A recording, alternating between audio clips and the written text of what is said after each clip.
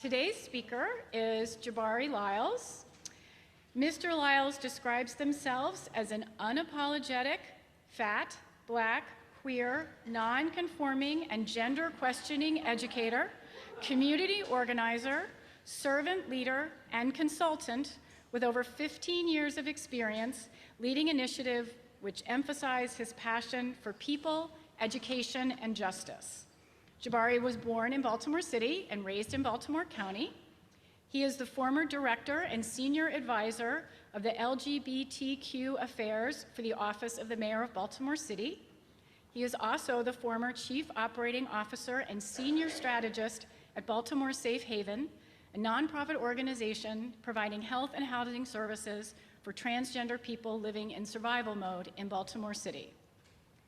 He is actually also retained by the Gender and Family Project at the Ackerman Institute for the Family as a training and capacity building associate, where they provide gender-inclusive training for educators and service providers in New York City, including the New York City Department of Education. In October 2021, Governor Larry Hogan appointed Jabari to a 4-year term on Maryland's first ever statewide commission on LGBTQ affairs. He also has a consulting business, speaks nationally, and has done TED Talks. He was kind enough to waive his speaker fee today and has asked that we give his honorarium to Safe Haven. Thank you for doing that. And with no further ado, Jabari Lyles.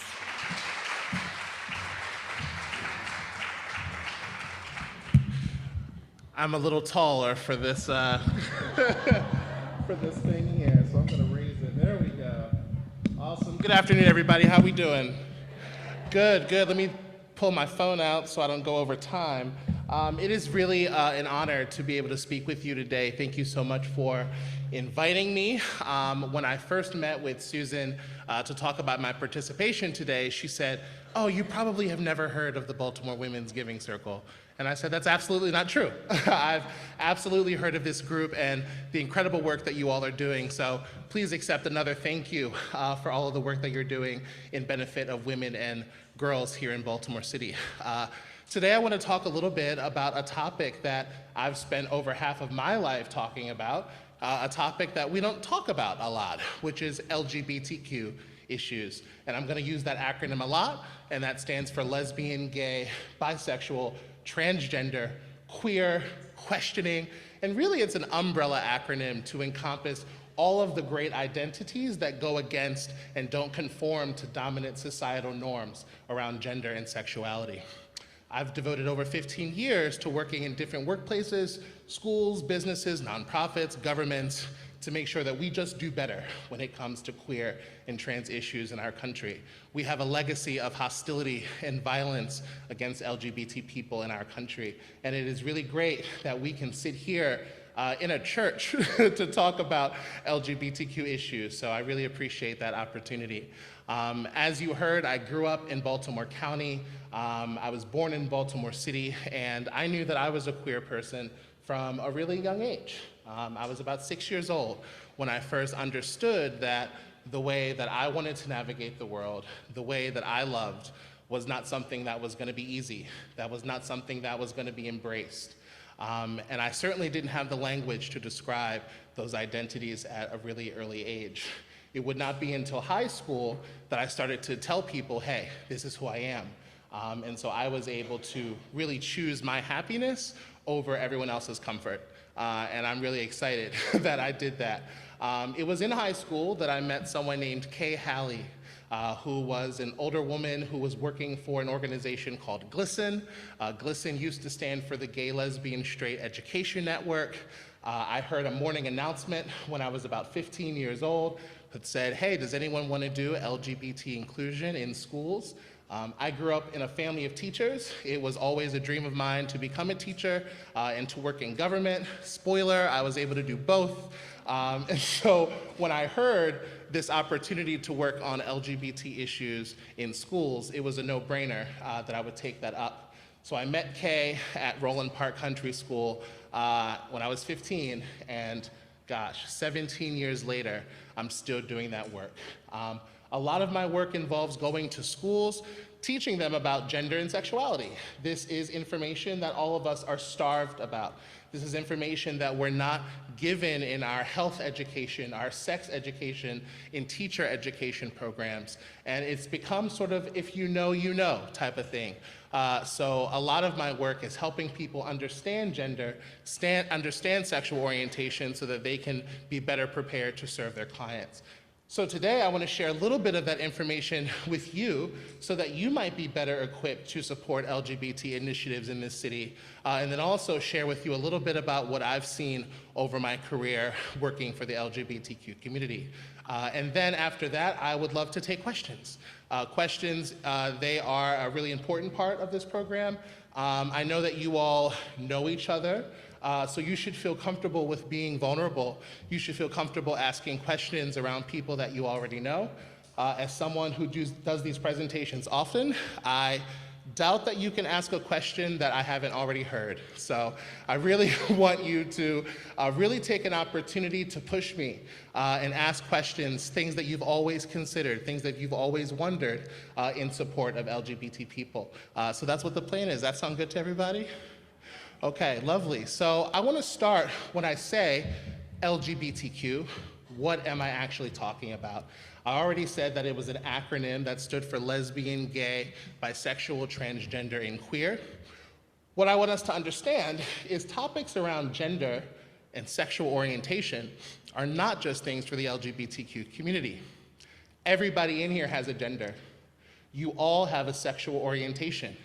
You all have made choices about how you're going to illustrate and express your gender today. You all understand who you are attracted to or not attracted to when it comes to their gender.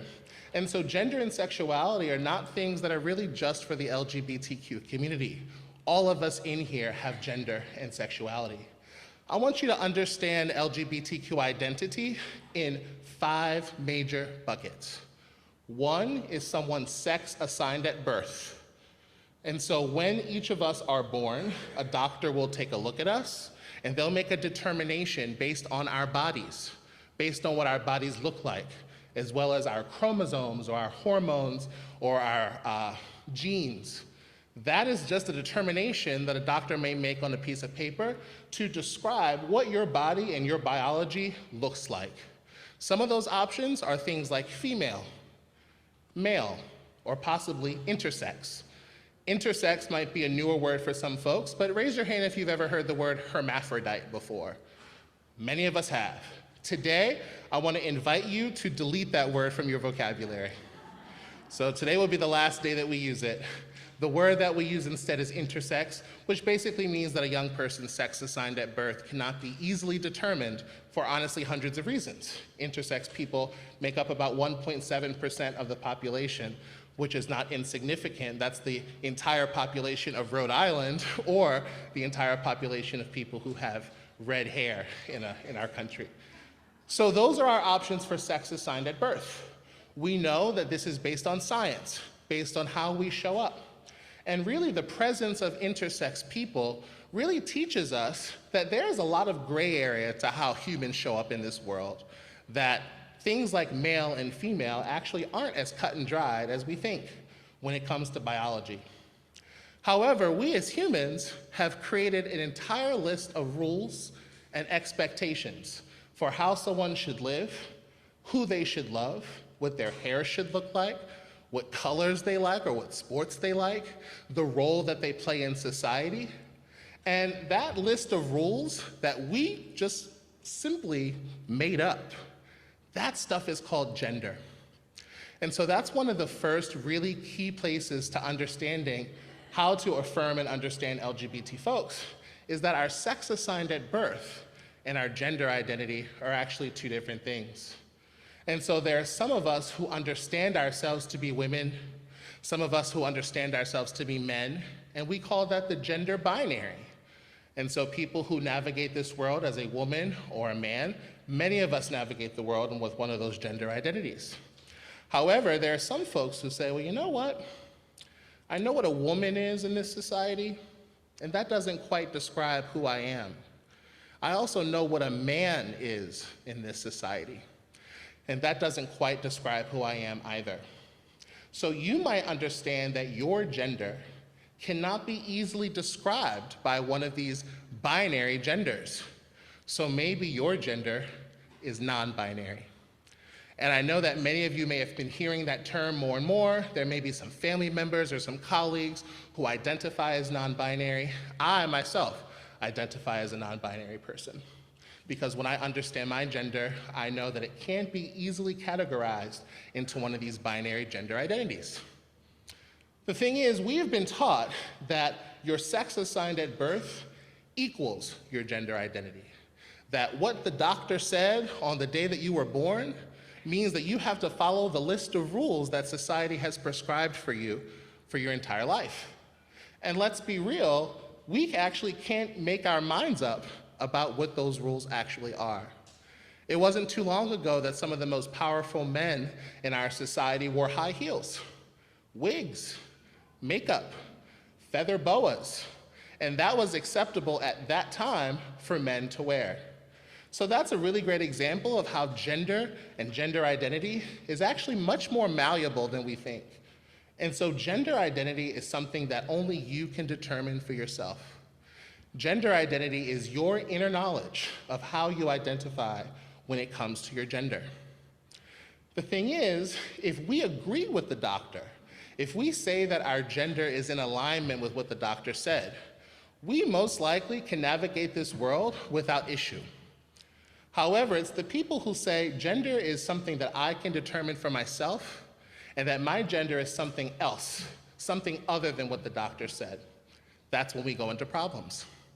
You may have heard the term cisgender or transgender, so I want to talk a little bit about what those words mean too. Cis is a root which means on the same side of. So there are some people who say, well, okay, my sex assigned at birth was female, and I also identify as a woman. I understand myself to be a woman. Those things match up for me. Therefore, I'm a cisgender person. Most people in our society are cisgender. However, there are some people who say, well, I know what the doctor said, and that gender isn't who I am. My gender is something else. It doesn't match up with what the doctor said. So if your gender identity is different than what the doctor labeled you as, then transgender is a word that we can use for you. And notice the definition of transgender that I just offered you was that someone has knowledge that their gender identity is not in alignment with their sex assigned at birth. I didn't say anything about hormones. I didn't say anything about dressing up. I didn't say anything about living and expressing a certain gender. It really is about your understanding. A lot of people say that young people, when it comes to elementary school age kids, 5, 6, 7, are too young to understand their gender identity or their sexual orientation. And to that I would say, if a young person is too young to know they're trans, then how are they not too young to know that they're not? And so gender identity is something that we understand for ourselves from very young ages. Today, transgender, gender expansive, and gender nonconforming people are really at the frontiers of what we expect and understand about gender.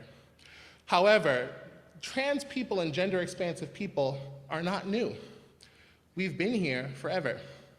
In fact, there are many indigenous cultures that have embraced people who expand the understanding of gender. You may think of two-spirit identity in indigenous cultures, cultures that recognize upwards of 5, 6, or 7 different gender identities.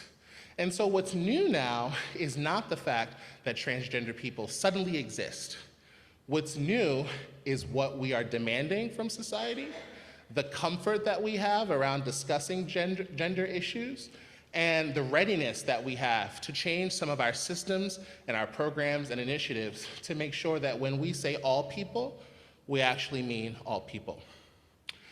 So when I first started in my nonprofit work in Baltimore City, I used to work at an organization called Free State Justice. And I was an outreach specialist and I was a manager of the Transgender Action Group. And that was a group where we would go to the St. Mark's Church right at the corner of, I guess that's North and St. Paul. And we would sit there from 11 p.m. to 3 a.m. doing direct outreach to survival sex workers in Charles Village. And the key words I want you to understand there are survival and work. And so a lot of the trans women who I worked with in this city could not find jobs because of their identity, that they would love to work at a Dollar Tree or a Radio Shack or even a Northrop Grumman. However, they weren't being hired because of who they are with regard to their gender. And so they had to do this work to survive. Also, this was work. So these women were going to work anywhere from 10 p.m. to 5 a.m., and they were trading sex acts for money. What we would do is we would hand out condoms, we would offer legal support and advice, process name and gender marker changes, and I would sit with these women and hear about how in every system in our society, these systems have failed them, have let them down, whether that be in school, being bullied or harassed by peers or sometimes by teachers and parents, whether that be in healthcare, where their medical providers don't have enough information about treating someone who's transgender, whether it be employment discrimination or housing discrimination. In every one of these systems, criminal justice, a lot of these Black trans women are being forgotten by society. And so it's incumbent upon us today to really take a look at all of the intersections when it comes to race, class, gender, and how those things collude to create an incredibly difficult situation to navigate. And so when we're thinking about supporting women and girls, my ask for you today is to include transgender women in your understanding of support of women and girls. That trans women are women, and that they also deserve to be included in the banner of outreach for organizations like these. When I went to the mayor's office was not ready for all of this. And in fact, it's really great looking at some of your faces in the audience because you're like, oh my God. It's a lot, right? The government has a legacy of harm and violence against LGBT people, particularly transgender people. And so one of my tasks was to broker a relationship between a system that had actively harmed a community and a community that has no level of trust for this system. LGBT people have been in Baltimore forever, but only recently are we starting to be embraced and understood in these major systems. My vision for the Mayor's Office of LGBTQ Affairs was illustrated in an acronym I called SUSHI. The S stood for safety, that LGBT people in this city deserve to feel safe, whether that be in their neighborhoods, in their workplaces, with their families, at school. That safety was a huge priority for our community. The U was unity. A lot of people think that LGBT community is just a happy group of rainbow people who just skip and hold hands and believe everything the same. And that couldn't be the furthest from the truth. That the LGBT community runs the entire gamut of humanity, and that we are just as different and divided when it comes to race and gender and class and education and ability as anybody else. And so things like racism and transphobia and ableism, these structures, these oppressions, these systems that are pervasive in every system of our society are also present within the LGBTQ community. So we had to figure a way to unify each other, that white gay men would also see Black trans women in their struggle, and vice versa.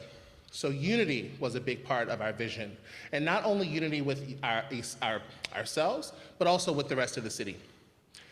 The second S was for stability, and that was all about housing and employment. So we know that when we look at data around secure housing, data around employment, LGBT people, particularly in this city, are almost always below everybody else. And so whether that be finding affordable housing, making sure that you live in a property where your landlord doesn't discriminate against you, or finding a job that will maybe offer inclusive health insurance coverage, or will understand if you're transgender what that might mean in the workplace. A lot of LGBT folks are not able to achieve those things as well. So stability was all about housing and jobs. The H was health, and so that's mental and physical health. We know that the compounding experiences of oppression doesn't just lead to a bad day for somebody. that there are real severe mental and physical health outcomes. I do a lot of work with students, a lot of work with LGBT inclusion in schools, and we know that young people who are lesbian, gay, bisexual, transgender in K through 12 schools are regularly victimized, and not just bullying and harassment, but also from policy as well. The outcomes of those things are really not just young people having a bad day. They directly affect academic achievement. So we know that LGBTQ students on average have lower grade point averages than their non-LGBT counterparts. They have lower attendance. If you were going to a school where you were bullied and harassed every day and couldn't go to the bathroom that was consistent with your gender, you might skip too. Lower secondary, post-secondary aspiration. So a lot of these young people didn't want to go to college. And so we knew there were real academic negative outcomes to victimization in school. But we also know that they had severe effects on mental and physical health, where there are higher rates of depression, higher rates of anxiety, higher rates of suicidal ideation. There's something in Maryland called the Youth Risk Behavior Survey, the YRBIS, as we affectionately call it. And it's a survey that's given to Maryland middle and high schoolers. And what that survey uncovered is that lesbian, gay, and bisexual children were participating in riskier behaviors than their heterosexual counterparts. And that's not just bullying and suicidal ideation. That's also alcohol use, tobacco use, riding in a car without a seatbelt, intimate partner violence. So why is it that young people who are lesbian, gay, and bisexual are just more willing to take more risks on their life? For me, I think of Maslow's hierarchy of need, that young people who are LGBT, and particularly in this city, don't have their basic needs met. Food, housing, security, love, shelter. So I'm gonna smoke that cigarette. I'm gonna try that alcoholic beverage. I'm gonna ride in the car without a seatbelt, because at the end of the day, what future do I really have to look forward to? That's just young people. We also know that across the age spectrum, when it comes to particularly Black bisexual women, transgender people of any gender, that those mental and physical health outcomes are terrible as well. Something that we gotta think about as well are LGBT elders and seniors, a conversation in a population that we often forget. People who were pioneers in our movement, people who created the systems and the pathways for us to live freely as we do today, are being forgotten about in mental and physical health systems and in senior care homes. And so health was a big part of it as well. And lastly, the I was inclusion. So that's making sure that all of our policies, our programs, somehow have some representation of LGBT people in it. In 2020, we saw a lot of COVID response, a lot of COVID outreach, but there was little thought to how LGBT seniors who are often living in secluded places were able to access gift cards and food and water. And so sushi was the vision for the LGBT Affairs office and the mayor's office. And even though I don't work there anymore, that is still very much the vision for our community, that LGBTQ people in our city are still looking to be safe, are still looking to be unified, are still looking to find stability, health, and inclusion. Today, I am an independent consultant, and I did that because I like to do a million things in any given week, and so now I get to do that freely, which is really wonderful. And I get to work with schools and workplaces and governments and nonprofits across the country to teach them about things that were never taught, to teach them about gender and sexuality, what the real challenges and experiences of this community are, so that they can chart a better path. So I'm really looking forward to being a partner and a resource to the Baltimore Women's Giving Circle, so that you can continue to learn about the LGBTQ community, so that you can continue to support this population that really needs you. So with that, I'll take a couple questions. Thank you so very much for listening. Thank you.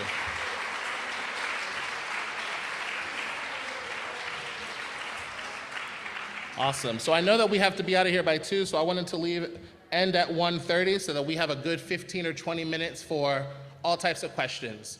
I'll also address one question real quick, a good one that I got when I sat down. I talked about my pronouns are he and they. And we know that pronouns are some of the best ways to affirm really anyone, not just trans people, right? You go to someone's house and you say, oh, your dog, he's so cute. And they say, she. You're like, oh, wow. I just misgendered your dog. I am so sorry about that. So what if that knee-jerk response was natural for humans too? And so pronouns are some of the most basic, easy ways that you can affirm people who are transgender. For me, who identifies both as trans and non-binary, I use he and they pronouns. So that means when you're talking to me, you can say, oh, Jabari, I'm listening to him speak, it's great. They're gonna maybe come back and speak again. They look really lovely in pink. I don't know. So you can interchange my pronouns. It's called a hybrid pronoun. So I'll respond to either he or they. So that was a good question that I wanted to share with everybody else. But I think I saw a hand. Please.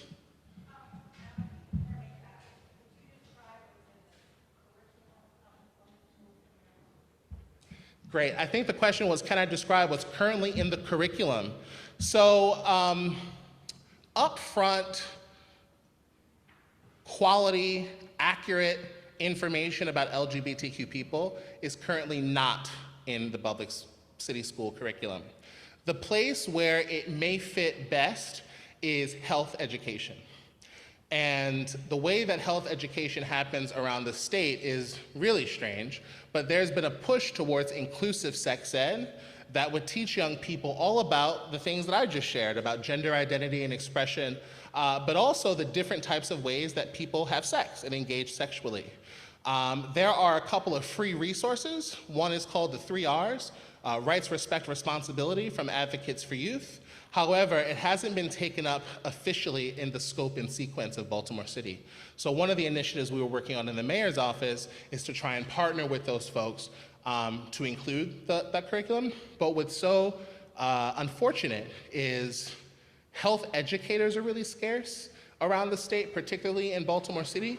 So you even getting a competent health education is often a gamble based on the school that you attend. So the best thing that we can do is at least make sure that these things are reflected in the curriculum, but all of that work is for naught if we don't have competent health educators. We also try to encourage social studies teachers and really teachers of all content areas to infuse inclusive curriculum, but that is just a want and something that isn't really being done very well. Thank you for that question. Please. Yes, one of the most controversial, difficult areas that I know about has to do with athletic departments. And I wondered if you've been a consultant where athletic directors or related people want to know what to do with an identified female gender woman who wants to play on the men's team or vice versa. Absolutely. So athletics and also bathrooms have been another really controversial place. And so I've worked on a number of policies that affirm gender in these spaces. I think what's good is that the current Maryland Secondary School Athletic Association, their guidance is to be inclusive of trans and non-binary students, regardless of their gender or regardless of their sex assigned at birth. But I think before debating the granular details and the nuance of it, what we know is that all students deserve to participate in athletics as a part of their school experience. We also know that body size varies widely when it comes to humans, right? So there are some women who look like me, and there are some women who look like a fourth of me. And so body size and strength is already so diverse that it really is incomplete to police that based on gender. And so we know that young people compete and look in all different types of ways. And so we should just make sure that we give young people the opportunity to participate and compete in their school.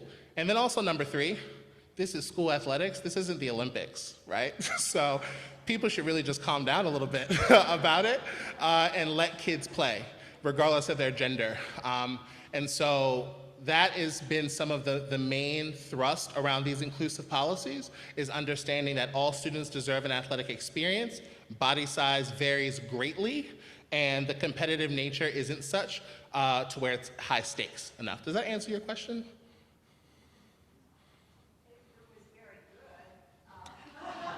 It's not my first rodeo, huh? I think if some specific person wants to play on a team opposite of what people perceive that person to be, Yeah. yes, they can play, but do they have to have separate facilities? Would they be bullied? Would they be discriminated against? Sure. All of the process questions, I don't think are there for public school athletic departments. Yeah, I would agree. I think that when it comes to bathroom and locker rooms, when it comes to the morale of the team and how the team is going to embrace that person, those things are very much still question marks. And I think schools in some ways have done a disservice to this topic because they focus so much on where the trans kid is going and hasn't focused on preparing the community to accept trans kids. And so I think while you can have the policies, for example, bathroom policies, we worked really hard to make sure that if you are a trans student in Baltimore City, you can use the restroom in alignment with your gender. What we're seeing is that a lot of these students still aren't using those restrooms because they don't feel safe. They don't feel like the culture in the building is welcoming. So the policy is half of it. I think the other really important piece that I'm hearing from you is how are we building a community of understanding so that when a trans or gender nonconforming student wants to play on a team opposite than what they are expected, then they're going to be welcomed and embraced. And that part is currently not being done well. Is that better? Okay, awesome. Thank you, please.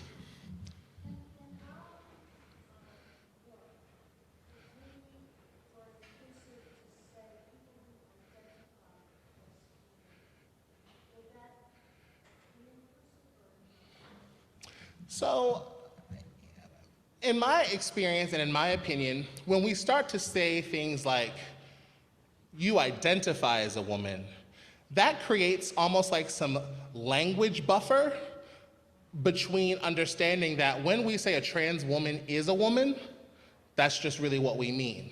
And so I think that a better suggestion for language would be that this program and this grant making is for all women. And that includes women of multiple gender experiences, multiple gender expressions, but I think that saying that, well, there's women, and then there's people who identify as women, maybe creates an unnecessary divider. Does that make sense? Okay, awesome. Please, in the back.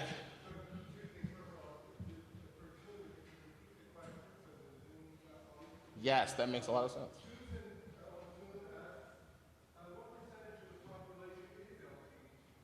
Oh, that's a great question. What percentage of the population? Well, there's so many ways I can answer that. I can tell you the percentage of the people who say they are, and that might be a little different than the population that actually is. But we know that from data from the past decade, we can say anywhere upwards from 3 to 10% of the population identifies as LGBT. We know that for trans folks, that has been anywhere from 1 to 2%. We also know generationally those things are different, that Gen Z, the youngest generation, those are upwards of 10 to 20% are identifying as LGBT. But it also points to a real big opportunity and deficit around data collection. So you have the Pew Research Center, which has taken up a lot of this work, and the Williams Institute at UCLA. But outside of those, these are just sort of best guesses.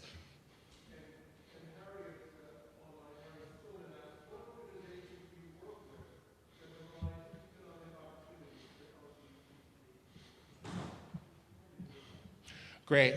I would say the best example of the organization that works with LGBT community, particularly for economic opportunities, I would say that's Baltimore Safe Haven.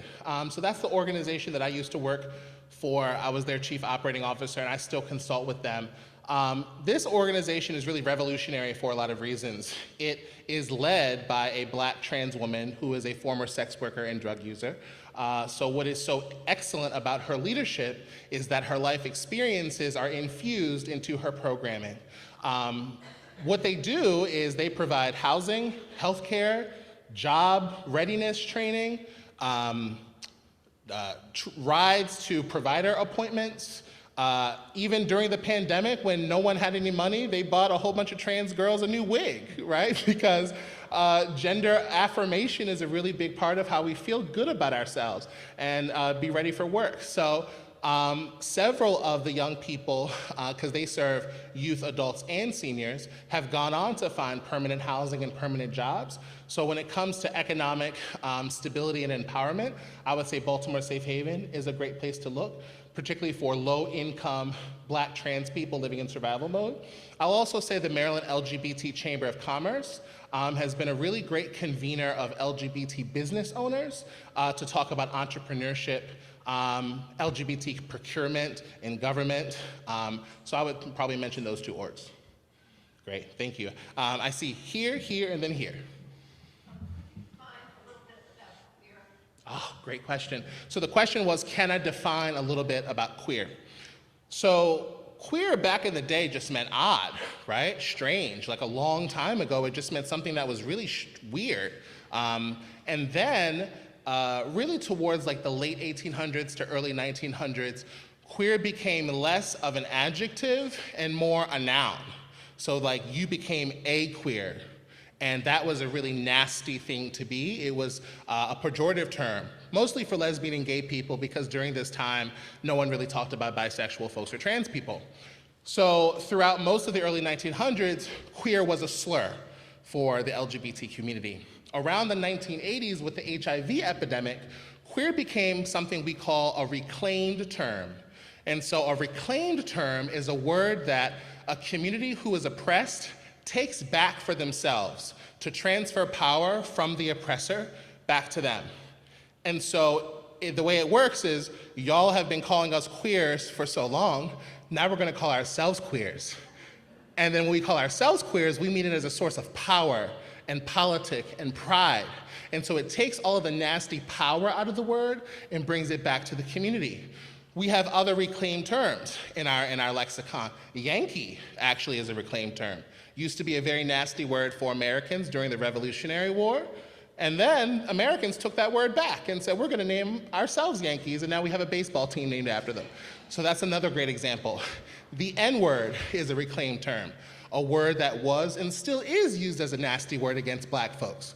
But Black folks took that word back. They say, y'all have been calling us this forever, now we're gonna call ourselves it, and it means something. The good rule of thumb for any reclaimed term is that if you're not a part of the community who reclaimed the term, you shouldn't feel comfortable using the term, right? Now, layers, layers, layers, right? It gets even more complicated with a word like queer, because queer shows up in harmless ways, like the name of a title of something. That show Queer Eye, for example. It's just a TV show, right? No one's being harmed in that. The Queer Student Union in Towson University. So my suggestion is that if you're using the word queer to name a title of something, you should feel free to use it. That's totally okay. If you're using it to describe someone's identity, you should be clear that they use that term first to describe their identity, because it falls on generational lines. There are a lot of older people in the LGBT community who still remember all the baggage and the trauma that the word queer carries, and they actually don't like that younger LGBT people are using the word. They don't like it. It's also not a word that organically came out of Black community. So a lot of Black people don't always use the word queer. I use the word queer because I like it. And what does it really mean? Today, it's an umbrella term to describe any identity that goes against dominant sexual or gender expectations or norms. So people say that their gender is queer. They will say that their gender expression is queer. You know, you can't see, but I have my nails done. And they're very cute. And some people may say that this expression is a little queer, right? Because it just doesn't conform to dominant societal norms. Some people say their sexual orientation is queer, how they love. And so queer is a word that you get to make it what it is. But I think that if you're gonna use it to describe someone, check in with them to make sure that that's a word that they actually use. It's one thing for someone to say, hey, did you know I was queer? And you talk about them and say, oh yeah, they're queer. Da, da, da. Totally different than seeing someone walk down the street and be like, hey, you think they're, you know, queer? It sounded different the second time, and so that is all of the history and considerations around the word queer. That was a good question. Thank you. Question here.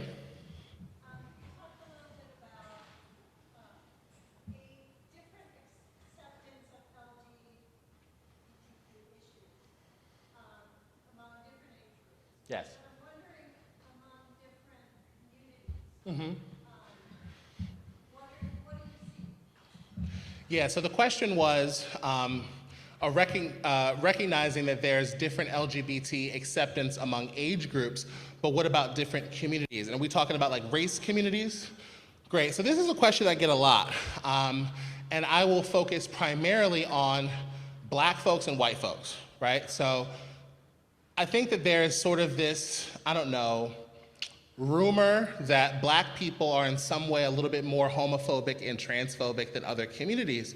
And that's not something that I necessarily believe. I think that Black people in America have a very unique relationship to gender and sexuality for a lot of different reasons. When we first came here, in many ways, we were not gendered at all.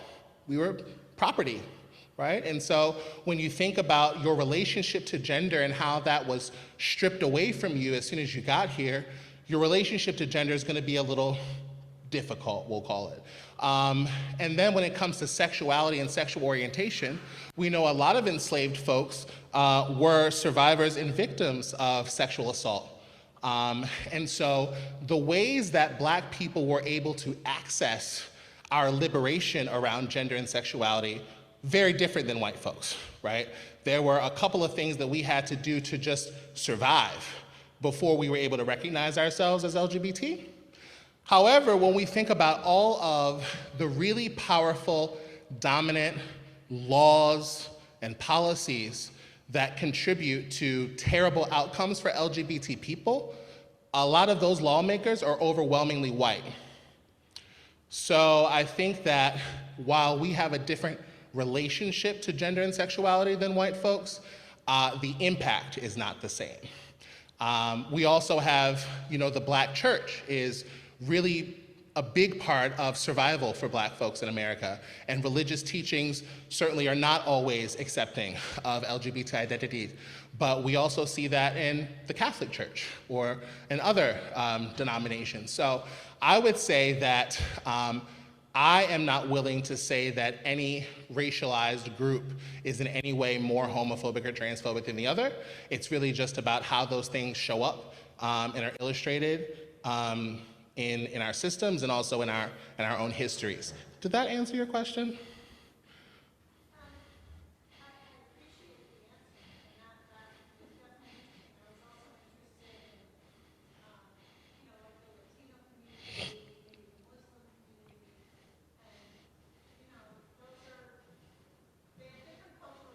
Yeah, definitely.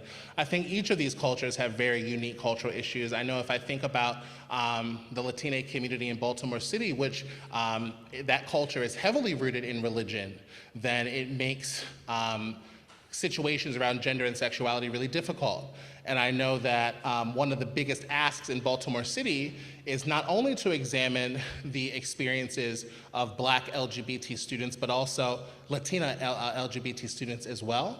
That is a community that I can't necessarily speak for, but I do know that there are increased challenges and makes it really difficult. I would also say visibility plays a big role. And so, we're just now starting to see Black LGBT people in media. It was really revolutionary for Ellen, for example, to come out in the mid-90s, and that was like as much as society could swallow at that time. And so now we're starting to see some Black folks really step into the light when it comes to LGBT identity, but we're not really seeing Muslim community or Latina community in the same way. So I think all of these communities have their very unique approach to how they think about this, but it's really difficult for a lot of communities of color to talk about this for sure.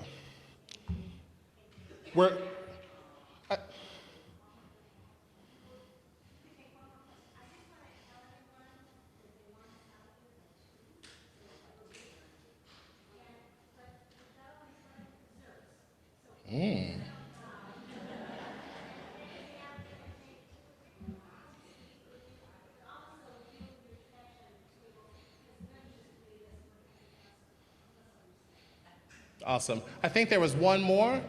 There we go, please.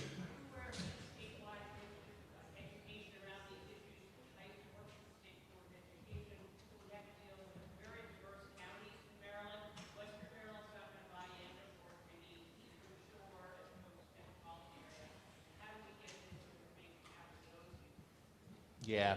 So the question was, am I familiar with any statewide initiatives for LGBT inclusion in education in particular? So I used to work for GLSEN Maryland, which was the Maryland chapter of GLSEN. I think they're still active in some way. I'm no longer associated with them, so that was a really great way for this stuff to happen statewide. But we know that a lot of the fight for LGBT inclusion in schools happens at the district level. We are looking forward to, there's a new superintendent who just started recently, and he recently had a roundtable with trans and gender expansive students, and that's really great because previous superintendents did not do that, but we know a lot of the policies and the strategies have to happen at the district level, and we know that those things are vastly different from Southern Maryland to the Eastern Shore, to Western, to Central. So a lot of my work used to be driving around to all of those districts and sitting with them just like this and helping them kind of talk through those things. But y'all, thank you so much for these questions. This has been really great. Thank you. Awesome. Thank you so much.